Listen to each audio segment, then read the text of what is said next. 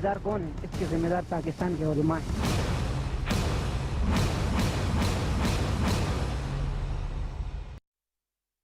अफगानिस्तान में तालिबान के कब्जे के बाद वहां सरकार बनाने की तैयारियां चल रही हैं, तो वहीं पंजशीर में जंग जारी है। इस बीच आईएसआई प्रमुख भी काबुल पहुंच गए हैं। इस वक्त टीवी पर 5 तस्वीरें हैं। पहली तस्वीर आईएसआई प्रमुख जनरल फैज हामिद की है, जो तालिबानी नेताओं के बुलावे पर काबुल पहुंचे हैं। दूसरी तस्वीर पंजशीर में जारी जंग की है। एक दिन पहले ही तालिबान ने पंजशीर पर कब्जे का दावा किया था, लेकिन अब खबर है कि पंजशीर में तालिबान को मुंह की खानी पड़ी है। तीसरी तस्वीर पकड़े गए कुछ लोगों की है। एनआरएफ ने पंजशीर में हमले के दौरान कई तालिबानी लड़ाकों को गिरफ्तार करने का दावा किया। चौथी तस्वीर काबुल में महिलाओं के प्रदर्शन की है। एक दिन पहले काफी तादाद में महिलाएं सड़क पर उतरी और तालिबान की नीतियों के खिलाफ प्रदर्शन भी किया। और आखिरी तस्वीर काबुल में बैंकों के बाहर जुटी हुई लोगों की भीड़ की है, जहां पैसे निकालने के लिए बैंकों के बाहर लोगों की भारी भीड़ उमड़ी। अफगानिस्तान में इस वक्त क्या कुछ हो रहा है, इन 5 तस्वीरों के जरिए आप अंदाजा लगा सकते हैं। वहां पर आईएसआई चीफ काबुल पहुंच चुके हैं। पाकिस्तान को न्योता दिया गया था तालिबान की ओर से और वो वहां पहुंच गए हैं। पंजशीर में लगातार जंग जारी है। एनआरएफ का ये दावा इससे पहले था कि उसने कई तालिबानी पकड़े हैं, ये दावा किया जा रहा है एनआरएफ की ओर से। वहीं काबुल में महिलाएं प्रदर्शन पर अब उतर आई हैं तालिबान की नीतियों के खिलाफ, और काबुल में बैंकों के बाहर लंबी लंबी कतारें लगी हुई हैं। यानी कि अफगानिस्तान में तालिबान के कब्जे के बाद क्या हालात अब हो गए हैं, इन 5 तस्वीरों के जरिए आप अंदाजा लगा सकते हैं। वहां पर जो लोग रह रहे हैं उन पर क्या बीत रही है, वो जिंदगी के लिए किस तरह जंग लड़ रहे हैं, वो आप देख सकते हैं। पैसे के लिए मोहताज हो गए हैं अब वहां के लोग, और बैंकों के बाहर लंबी लंबी भीड़ दिख रही है। और लगातार अब तालिबान का विरोध भी शुरू हो चुका है। महिलाएं खासतौर पर इसका विरोध करने अब सड़कों पर उतर आई हैं। भारी भीड़ उनकी वहां पर मौजूद है। वहीं पंजशीर की अगर बात की जाए तो लगातार वहां पर एनआरएफ और तालिबान के लड़ाकों के बीच में जंग चल रही है।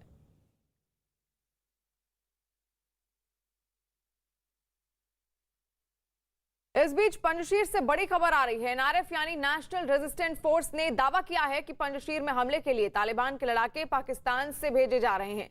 एनआरएफ की ओर से एक वीडियो भी जारी किया गया है। इस वीडियो के जरिए इस बात का दावा किया गया है कि पंजशीर में तालिबान के जो लड़ाके हमला कर पाकिस्तान से आए हुए हैं। आपको बता दें कि लगातार पंजशीर में जंग जारी है, तालिबान और एनआरएफ फ्रंट जो वहां पर मौजूद है उसके बीच में। लेकिन जहां पर तालिबान की ओर से ये दावा किया जा रहा है कि उसने कब्जा कर लिया है पूरे के पूरे पंजशीर में, वहीं एनआरएफ का ये दावा है कि उसने कई लड़ाके तालिबान के ढेर कर दिए हैं। हालांकि जमीनी हकीकत आपको बता दें कि लगातार वहां पर अभी भी जंग जारी है।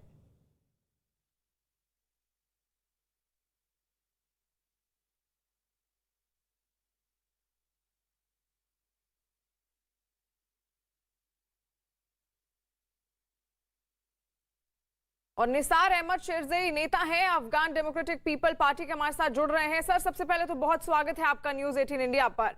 और पहला सवाल यही है, आईएसआई चीफ के काबुल पहुंचने के क्या मायने निकाले जाएं? नमस्कार, गुड मॉर्निंग सब हिंदुस्तान लोग को। देखिए, आईएसआई तो यही तालिबान को ट्रेनिंग दिया, बना दिया। अभी तालिबान कुछ दिनों में जो है 15 अगस्त से काबुल सब अफगानिस्तान के कब्जे में आया, इन लोग नहीं कर सका कि अपनी सरकार चलाने में। जैसा पहले जॉन केरी आ रहा था अफगानिस्तान में, अमेरिका फॉरेन मिनिस्ट्री, अभी आईएसआई जो ये सब के पीछे आईएसआई आया कि तालिबान के अंदर बातचीत करे। तालिबान के अंदर भी बहुत लफड़ा हो गया, डरा रहा है कई दिनों से। जो तालिबान रूस चाहता है कि कुछ बड़े मिनिस्ट्री उन लोगों जो तालिबान को ट्रेनिंग दिया है, हेल्प किया है, उन लोगों के पास हो पावर अपनी साइड में अपनी फायदे में इस्तेमाल के। रूस भी चाहता है कि अपना हिस्सा ले, चाइना भी एक कोशिश कर रहे हैं। साथ साथ दुरानी कौम और गलजाई कौम के बीच बहुत ज़्यादा दरार है। दुरानी कौम जो है वो ज़्यादा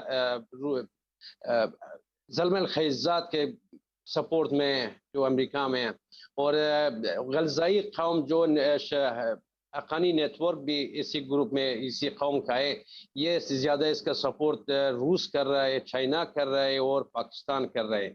इस सब परेशानी 2 दिन पहले राजनीति के अंदर भी इसी बात लेकर लड़ाई भी हो गया, फायरिंग भी हो गया। वो फायरिंग छुपाने के लिए तालिबान और राजनीति के बाहर हवाई फायरिंग किया, उसमें बहुत सारा अफगानिस्तान लोगों का नुकसान हो गया, जख्मी हो गया। यही परेशानी था तालिबान के बीच, यही लफड़ा था कि ऐसा पाकिस्तान आज आया, चला गया अफगानिस्तान में और काबुल में कि इस सारा परेशानी दूर करें। और मैं सोचता हूँ कि अभी भी ये परेशानी दूर नहीं है, ऐसे कि रूस निसार बहुत साहब, चाहता है यानी कि सरकार बनने से पहले काफी तकरार भी देखने को मिल रही है, और क्या ये खबर सच्ची है कि बरादर गुट और हक्कानी के बीच भी तकरार देखने को मिल रही है? बहुत ज्यादा। अभी हक्कानी और मुला बरादर यही दो कौम है, गलजाई और दुरानी। मुला बरादर दुरानी कौम का है, हक्कानी नेटवर्क ये गलजाई कौम का है। पाकिस्तान चाहता है ज्यादा पावर इसके पास हो, रूस भी चाहता है और चाइना भी चाहता है जी। और अमेरिका जो दुरानी कौम का सपोर्ट कर रहा है ज़ल्मुल खैज़ात के जरिए, वो चाहता है कि उसके पास ज्यादा पावर हो। अभी जो ये अफगानिस्तान के राजनीति के अंदर जितना मिनिस्ट्री के तकसीम करने पर इन लोगों के बीच दरार आया है। हर किसी चाहता है कि अपनी फायदे में तालिबान अपने कब्जे में करे। जो हमारा पश्तून लोग या अफगानिस्तान डेमोक्रेटिक पीपल पार्टी का जो पहले मैं एक बात अभी चाहता हूँ कि सब दुनिया को बता दूं, अफगानिस्तान डेमोक्रेटिक पीपल पार्टी के अंदर दो जना था, एक परचम था, एक खल्क था, जो खल्की बोलते हैं। यही खल्की लोग पहले से 1978 से जो power Afghanistan democratic people party के पास आया, इन लोगों का ज्यादा ताल्लुकात था रूस के साथ। यही लोग रूस को अफगानिस्तान में बुलाया।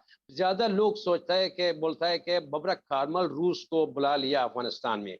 ये झूठ है। सच बात ये कि उसी जमाने से 1978 से यही खल्की लोग जो सब पश्तून हैं, यही रूस के साथ ताल्लुकात था। हफीजुल्लाह अमीन और नूर मोहम्मद तरकी जो खल्की लीडर था उस टाइम, यही रूस को इनवाइट किया, दावत दिया अफगानिस्तान में और अफगानिस्तान में आया। जी निसार साहब, यानी कि सरकार बनने से पहले बहुत सारी वहां पर दखल अंदाजी हो रही है और आपस में अनबन भी हो रही है, बात नहीं बन पा रही है। एक बार फिर से आपको पूरी खबर बता दें कि पंजशीर से बड़ी खबर है, जहां पर एनआरएफ यानी कि नेशनल रेजिस्टेंट फोर्स ने यह दावा किया है कि पंजशीर में हमले के लिए तालिबान के लड़ाके पाकिस्तान से भेजे जा रहे हैं। एनआरएफ की ओर से एक वीडियो भी जारी किया गया है। इस वीडियो के जरिए इस बात का दावा किया गया है कि पंजशीर में तालिबान के जो लड़ाके हमला कर रहे हैं वो पाकिस्तान से आए हुए हैं। हमें हकीकत क्यों नहीं बताते हो? हमें हकीकत बताओ, हमें दुरुस्त दो, सही कि हम लोग सुलह के लिए आ जाएं। यहाँ अगर हम खुशगवार माहौल में आते तो कितना मजा होता। आज हम लोगों को एहसास हो रहा है कि मुसलमान को मुसलमान के साथ मुसलमान ही लड़ा रहा है। ये आलिम जो हैं, पाकिस्तान के जितने भी उलमा हैं, ये सारे के सारे ISI और दूसरे ममालिक से पैसे खाकर इन गरीब अवाम को और गरीब मासूम तालिब इल्म को इधर मरवाते हैं। जिम्मेदार कौन है? इसके जिम्मेदार पाकिस्तान के उलमा हैं, जो उनको गलत दुरुस्त देकर यहाँ भेज देते हैं।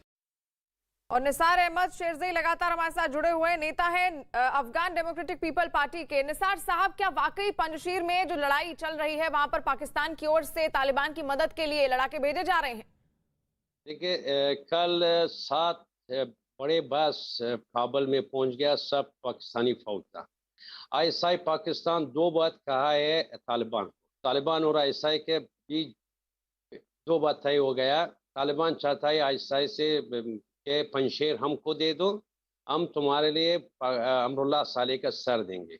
बदले में पाकिस्तान ISI तालिबान को बोलता है कि आप कश्मीरियों का आवाज निकाल दीजिए, हम तुम्हारे लिए कश्मीर में काम करता है, आप हमारे लिए पंजशीर को आज़ाद करें। इससे कल 7 तरह लोगों, अभी सुबह मुझे फोन आया कि कल 7 बड़े बस फौजी पाकिस्तानी फौज था आया है। और साथ साथ कल पंजशीर में जो लोग बोलता है कि पंजशीर को कब्जे में लिया, ये झूठ है। मैं कल रात और आज सुबह डायरेक्ट नॉर्दर्न लाइंस बड़े लोग के साथ, सब दुनिया जानते हैं कि मैं कांटेक्ट में और डायरेक्ट कांटेक्ट में उन लोगों के साथ 7 रास्ते से जो 5 सूबे पंजशीर के साथ तालिबान बहुत पावर दिया। जितना अफगानिस्तान में तालिबान के पास पावर था, कल एकत्र करके पंजशीर के ऊपर हमला किया। 3 जगह जो एक उनाबा है पंजशेर में, एक परिन्यान है और एक शतुल, ये 3 जगह में बहुत बड़े अटैक किया तालिबान। और 2 जगह में कई कुछ अंदर आ गया कुछ टाइम के लिए, फिर से वो भी जानबूझकर इनको छोड़ दिया कि अंदर आ जाए। जब अंदर आया, पीछे भी रास्ता बंद किया नॉर्दर्न लाइंस लोग, इतना तालिबान मर गया। जो इनका खास ग्रुप है, लाल ग्रुप, जो अकानी नेटवर्क है, और 1000 फिदाई आया था इसके बीच, इसके अंदर 1000 फिदाई भी सब मर गया। इतना मारपीट हो गया कि मैं कि जो मीडिया ग्रुप जो हिंदुस्तान के साथ हूँ, मैं वो से तालिबान के कमांडर और बड़े लोग के साथ जो बातचीत हो रहा था, मुझे मेरे पास आया, मैं शेयर किया कि तालिबान बोलते हैं कि हम पंजशेर में लड़ाई नहीं कर सकते। एक दूसरे से वो बोलता है कि हौसला रखे, फिर तालिबान कमांडर बोलता है नहीं होता है, पंजशेर को हम शिकस्त नहीं देता है, बहुत लोग मर गया।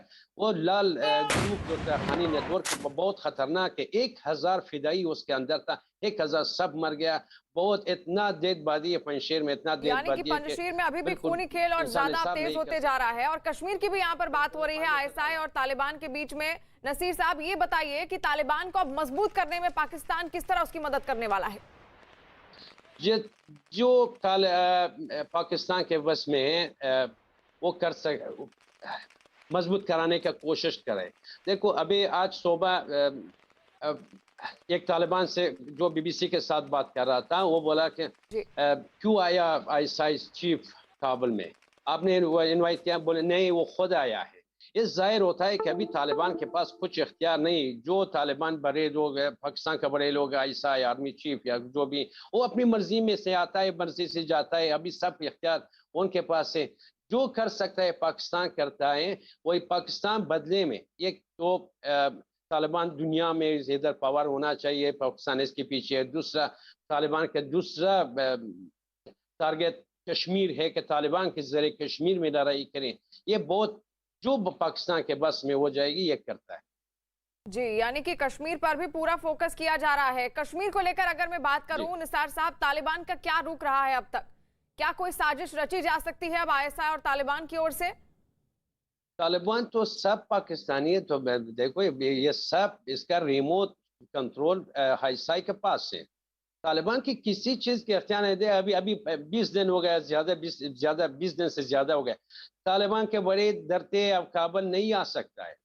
कुछ लोग जो दोहा में था और एक ज़बीउल्लाह मुजाहिद, 3, 4, 5 लोग हैं जो मुला ब्रदर है, ये सब डरते हैं। अभी मुला हिबतुल्लाह खान है, अभी उसका पता नहीं कि वो है नहीं है। 2 साल पहले उसका एक वीडियो आया था कि मुला हिबतुल्लाह मर गया ड्रोन हमले में। तो ये सब लोग डरते हैं। सब खेल पाकिस्तान के हाथ में है। साजिश का कोई सवाल भी नहीं। ये लोग उसका है, साजिश करने का क्या है? ये लोग खुद मजदूर है पाकिस्तान का। जो पाकिस्तान आईएसआई बोलता है वही करता है। अभी सुबह में पाकिस्तान का चीफ का एक पाकिस्तानी का इंटरव्यू मैंने देख लिया कि बोला पाकिस्तान आईएसआई के पास रात में मीटिंग में बिस्तर भी साथ है, एक चाय का गिलास चाय पीते। बोला ये चाय मजे से, अभी हमारा ये अरमान था, हमारा ये मकसद था कि काबुल में इसी तरह हमारा आईएसआई चीफ चाय पी ले मजे से। इतना खुश है, इतना खुश है पाकिस्तानी के। उसका जवान बेटा भी जनरल था पाकिस्तान अफगानिस्तान के अंदर लड़ाई करने में, कुछ दिन पहले शहीद वो मर गया था। फिर भी खुशहाली करते हैं कि अगर मेरा एक बेटा मर गया, मेरा दूसरा बेटा काबुल में मजे से चाय पीता है। इतना गुरूर, इतना फख्र करता है कि अभी अफगानिस्तान हमारा हाथ आया। बिल्कुल। और यहाँ पर चीन की ओर से जी, और इस बीच में रूस और चाइना भी चाहता है कि अपनी फायदे में कुछ करे। ईरान भी अपने फायदे के लिए कुछ करता है। बस मैं अकेला नॉर्दर्न लाइंस अफगानिस्तान का एक उम्मीद बन। जी निसार साहब, आप बने रहिए। जी, आपके पास हम लौटेंगे। बहुत सारी बातें आपने बताई। वहीं पंजशीर पर कब्जे के लिए खूनी जंग अभी भी जारी है। जितनी आसानी से तालिबान ने अफगानिस्तान पर कब्जा किया था, पंजशीर पर कब्जा करना उसके लिए उतना ही मुश्किल होता जा रहा है, क्योंकि पंजशीर की घाटी में एनआरएफ के लड़ाके ऊंचाई वाले ठिकानों पर डेरा डाले हुए बैठे हुए हैं और उनसे निपटना तालिबान के लिए टेढ़ी खीर साबित हो रहा है। पंजशीर में जबरदस्त जंग जारी है। गोलियों की तड़तड़ाहट और बमों के धमाकों की आवाज से पूरी घाटी गूंज उठी है। खबर है कि तालिबान ने पंजशीर पर कब्जे के लिए हमला किया था, लेकिन उन्हें कामयाबी नहीं मिली। एनआरएफ का दावा है कि उसने 200 तालिबानी पकड़े, जबकि तालिबान के कई लड़ाकों के मारे जाने की भी खबर है।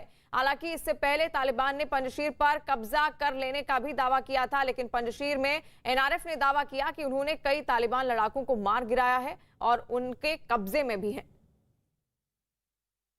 आपको बता दें कि लगातार पंजशीर पर अब कब्जे की कोशिश में है तालिबान, लेकिन तालिबान की ओर से ये इससे पहले दावा किया गया था कि पूरे के पूरे पंजशीर इलाके पर अब उसका कब्जा हो चुका है। वहीं एनआरएफ की ओर से भी ये दावा किया गया था कि उसने कई तालिबानी लड़ाके अपने कब्जे में ले लिए हैं और कईयों को शिकस्त भी दी है।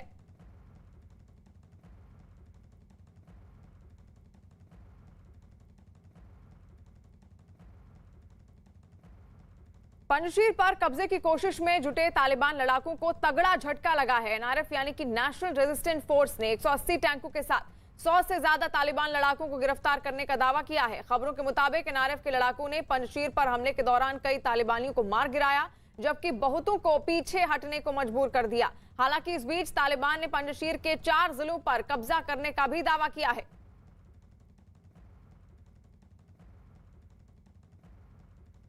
और निसार साहब लगातार हमारे साथ जुड़े हुए हैं। निसार साहब, देखिए, पंजशीर को लेकर बहुत तरीके की खबरें सामने आ रही है। सच्चाई आपको शायद पता हो, और लेकिन यहाँ पर जो तालिबान है उसकी ओर से ये झूठा दावे क्यों किए जा रहे हैं कि पंजशीर पर उसने कब्जा कर लिया है? ये भी क्या किसी तरह की साजिश है?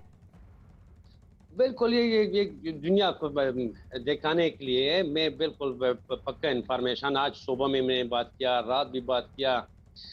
तालिबान इतना शिकस्त मिल गया तालिबान को कि वो खुद अपनी बुजुर्गों को बोलता है कि नहीं कर सकते। मैं वीडियो शेयर किया जी, हो सकता है आपके पास भी आ गया है। मैं मीडिया ग्रुप बनाया जी, सारा हिंदुस्तान मीडिया के साथ, मैं आज सुबह भी शेयर किया कि बिल्कुल बोलता है कि हम नहीं कर सकते, कि तालिब कमांडर बोलता है नहीं कर सकते। ये साथ साथ अकेला पंजशीर में नहीं, कल और आज रात बदख्शान में तालिबान के खिलाफ लड़ाई था, कापिसा में था, बगलान में था, तखार में था, परवान में और एक जगह नूरिस्तान में।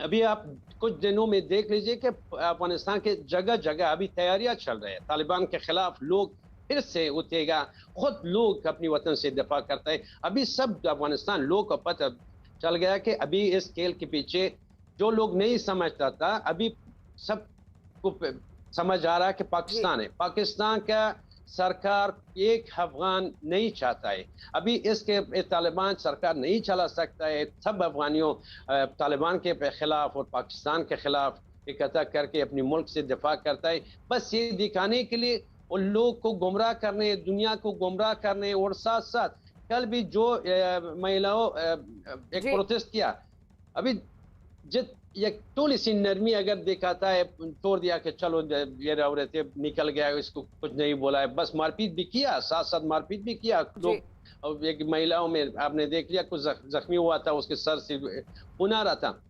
ये भी एक दिखाने के लिए दुनिया को, अगर दुनिया इस आतंकवाद सरकार को पहचान लिया तो फिर ये असली रूप दिखा है।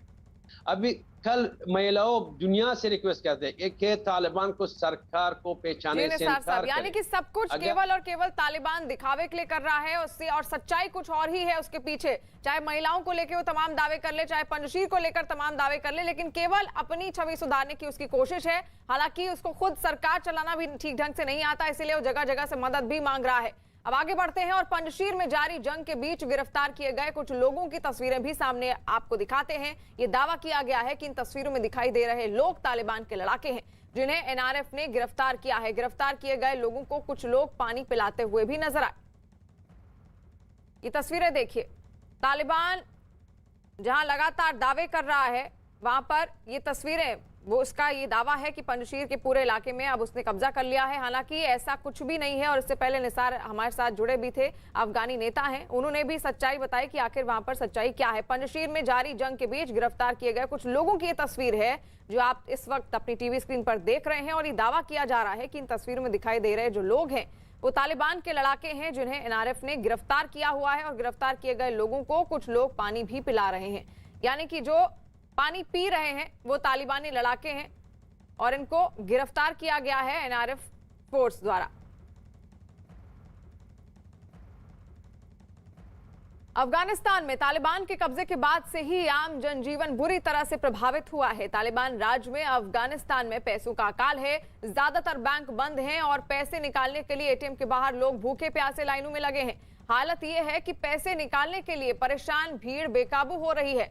तालिबानी आतंकियों के मिजाज को यहाँ हर कोई जानता है। इसके बावजूद पैसे निकालने के लिए अगर भीड़ बेकाबू हो रही है तो लोग अपने ही पैसे के लिए किस तरह परेशान हैं, इसका अंदाजा लगाया जा सकता है। नकदी के संकट को देखते हुए बैंकों ने एटीएम से कैश की निकासी सीमा को कम कर दिया है। ऐसे में अब अफगानी नागरिक एटीएम से केवल $200 तक ही नकदी निकाल सकते हैं। लगातार अफगानिस्तान में जब से तालिबान का कब्जा हुआ है अफरा तफरी मची हुई है और खासतौर पर ये जो तस्वीर अब आप देख रहे हैं काबुल की तस्वीर है, जहां पर बैंकों के बाहर ये भीड़ आप देख सकते हैं। लोग अपने ही पैसे को निकालने के लिए किस तरह जद्दोजहद में लगे हुए हैं।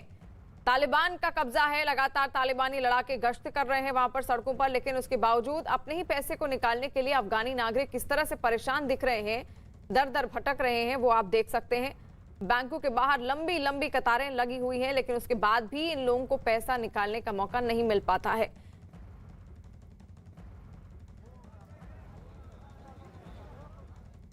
अफगानिस्तान में लगातार चल रहे खूनी संघर्ष के बीच तालिबान सरकार के गठन की तैयारी में जुटे हुए हैं, लेकिन सरकार के गठन से पहले तालिबान समर्थित एक मीडिया चैनल ने ऐसा वीडियो नेशनल टेलीविजन पर टेलीकास्ट किया जिसे देखकर हर कोई हैरान है। इस वीडियो में तालिबान के उस गुरूर को दिखाया गया है जो अपनी ताकत के नशे में इस कदर चूर हो चुका है कि आत्मघाती दस्ते की भी खुलेआम नुमाइश कर रहा है।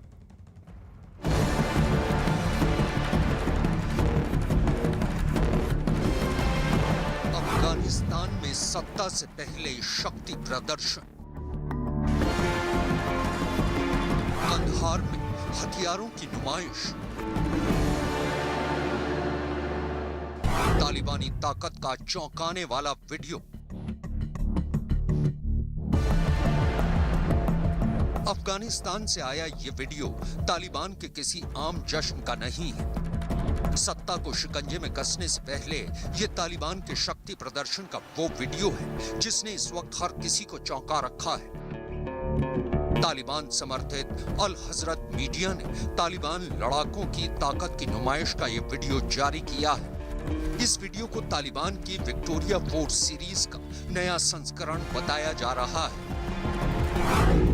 इस वीडियो के जरिए तालिबान ने यह साबित करने की कोशिश की है कि कैसे तालिबान के कब्जे में आने के बाद अफगानिस्तान में आजादी का जश्न मनाया जा रहा है। वीडियो में जहां अमेरिका को अहंकारी ताकत बताया गया है, वहीं तालिबानी लड़ाकों की ताकत का बखान किया गया है। भले ही तालिबान इस तरह के शक्ति प्रदर्शन को महज एक जश्न के तौर पर बता रहा है, लेकिन जानकारों की राय इस मामले में बिल्कुल अलग है।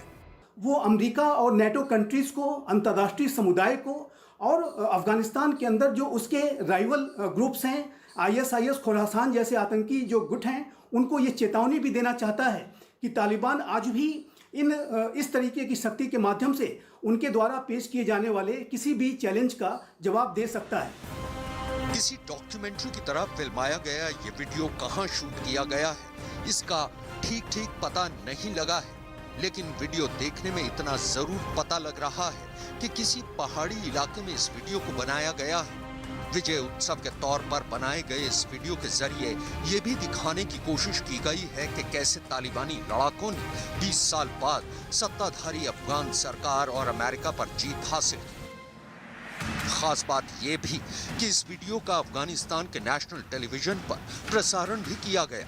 इस वीडियो की शुरुआत एक समारोह के साथ होती है जिसमें तालिबान के सैन्य आयोग से जुड़े लोग मैदान में पहुंचते हैं। इस दौरान इन सभी को गार्ड ऑफ ऑनर दिया जाता है।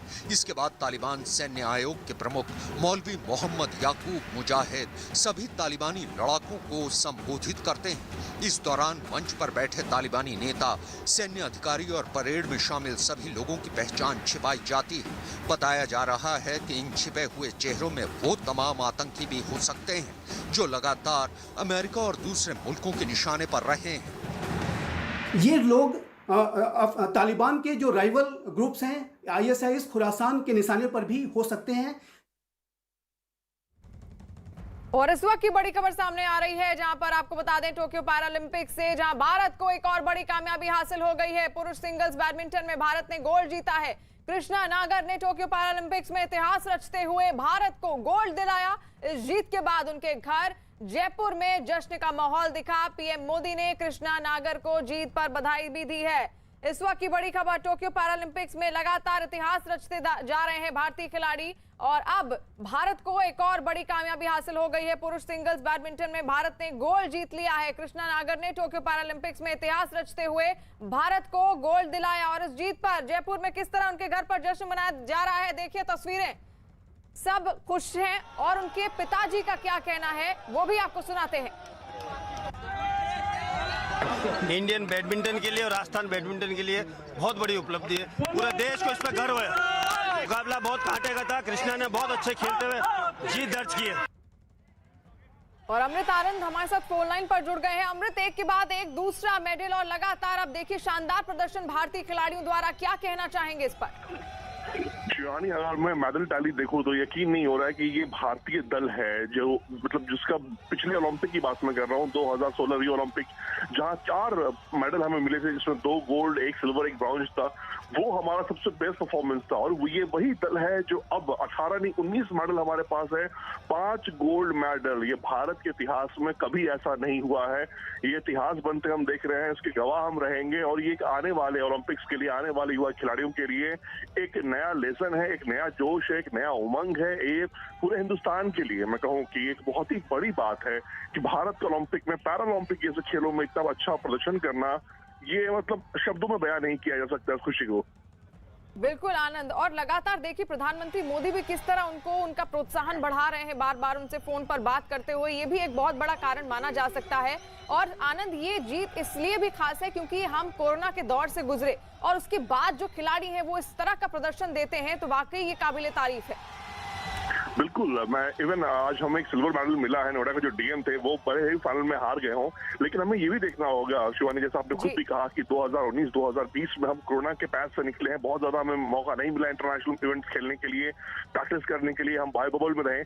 उसके बाद भी अगर खिलाड़ी इतना अपर लेवल का परफॉर्मेंस दे रहे हैं तो ये फिर तो काबिल तारीफ बात है यहाँ पर। और फेडरेशन के साथ साथ यहाँ मैं पूरी अथॉरिटी, इवन स्पोर्ट्स मिनिस्ट्री को भी थैंक्स कहना चाहूंगा और काबिल तारीफ परफॉर्मेंस उनका भी रहा है कि जो खिलाड़ियों के साथ जुड़े रहे हैं। ये पहली बार ऐसा हुआ है और लगातार अभी भी ये सिलसिला थमा नहीं है। जीत का ये सिलसिला अब भी जारी है टोक्यो पैरालंपिक्स में और भारत को अपने खिलाड़ियों से और ज्यादा पदकों की उम्मीद है और ये उम्मीद हमेशा बरकरार रहेगी इसी तरह।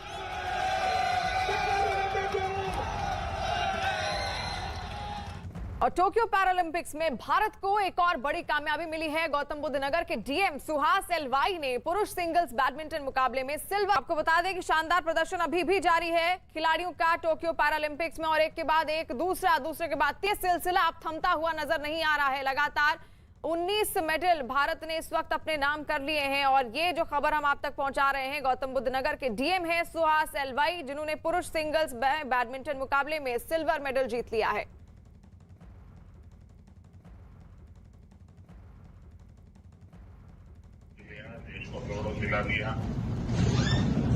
धन्यवाद sir, thank you so much sir. आपकी बैच का कौन है गुजरात में अफसर? सर गुजरात में रेम्या मोहन है सर और यस सर, तो उनकी बैच है और हमारी बैच के लोग और पूरे सर्विस के लोग और उत्तर प्रदेश कर्नाटक दोनों के लोग सर बहुत ज्यादा विशेष दिए थे सर। और आप सर बताए थे जब हम लोगों को सर संबोधन किए थे, आपने सर बताया था कि सामने कौन है ये मत देखिएगा, आप अपना बेस्ट दीजिएगा। तो सर उसी का ये सर वही उसको मन में भी रखे थे, प्लस सर माइंड बहुत प्रिपेयर करके आए थे सर। और जब बचपन में सर सोचते नहीं थे कि कभी, जब हम एक छोटा सा शहर है सर शिवमोगा, वहाँ का मैं बिलोंग करता हूँ, वहाँ जब हम छोटे थे तो कभी सोचते नहीं थे कभी जिंदगी में IAS बनेंगे या कलेक्टर बनेंगे या सर यहाँ पे पैरालंपिक में मेडल मिलेगा।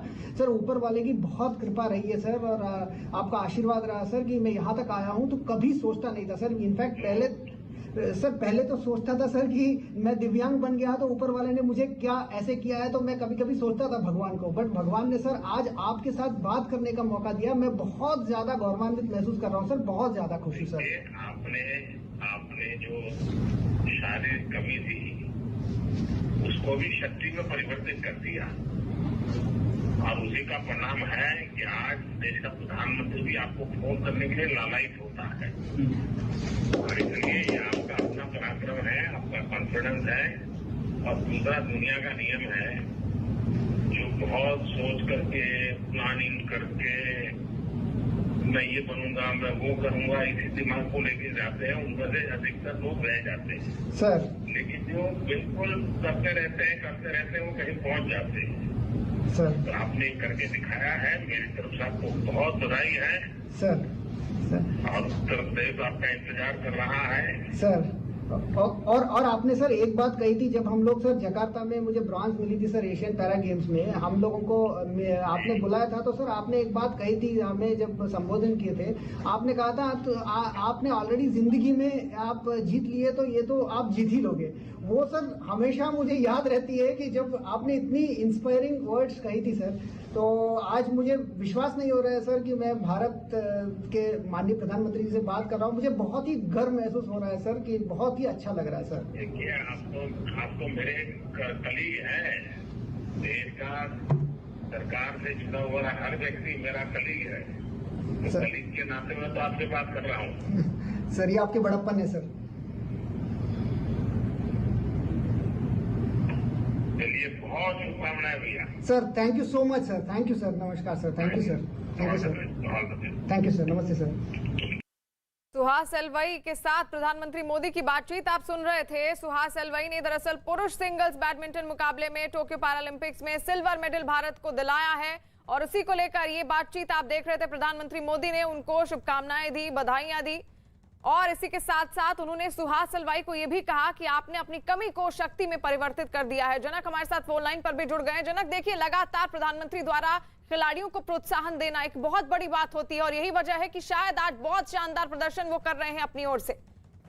जाहिर सी बात है। देखिए, आप सुहास की बातों को ही, प्रधानमंत्री के साथ जो बात हो रही है उसी को आप समझिए, जहाँ हर वो घटनाक्रम को याद कर रही है। पहला मामला नहीं जहाँ पर सुहास ने पीएम मोदी की जो उनकी सराहना की हो या प्रोत्साहन बढ़ाया, उससे पहले भी वो कहते, चाहे एशियन गेम्स में भी गए थे तब भी उन्होंने इसी बात को रखा था, और जब टोक्यो के लिए इस प्रतियोगिता के लिए जब वो जा रहे थे तब भी उन्होंने कहा था कि सामने कौन है इस बात पर गौर मत कीजिएगा, केवल आप अच्छा खेले ये बेहतर। और इसी बात पर सुहास भी कहते थे कि जब हमारी फाइनल सामने कौन था ये नहीं देखा, बस देश के लिए कुछ करना है और अच्छा खेलना है। और इसी बात का नतीजा रहा कि भले ही गोल्ड न मिला, लेकिन सिल्वर पे सुहास ने देश को जिताया। और साथ ही में अब बाकी की बातें भी देखिए, उनके बचपन से लेके चाहे उनके बैचमेट गुजरात में कौन रहे हो, वो सारी बातें सुहास से वो करते हैं। तो एक नजदीकापन जिसको कहें कि वो एक जताने की भी कोशिश खास तौर पे। और जब इस तरीके पैरा ओलंपिक होते हैं, उन्होंने कहा कि मैं दिव्यांग था तो मैं शायद सोचा नहीं था कि कभी इस स्तर पर भी पहुंच पाऊंगा, इस तरीके देश का नाम रोशन कर पाऊंगा, लेकिन जो हौसला अफजाई हमेशा जो मिलती रही उसी का नतीजा है कि आज देश को एक और स्वर मिला है। बिल्कुल जनक, और आज देश एक बार फिर से गौरवान्वित महसूस कर रहा है, और लगातार अभी भी ये शानदार प्रदर्शन जारी है। ये गौतम बुद्ध नगर के डीएम भी हैं सुहास एलवाई, और पुरुष सिंगल्स बैडमिंटन मुकाबले में इन्होंने टोक्यो पैरालंपिक्स में भारत को सिल्वर मेडल भी दिलवाया है।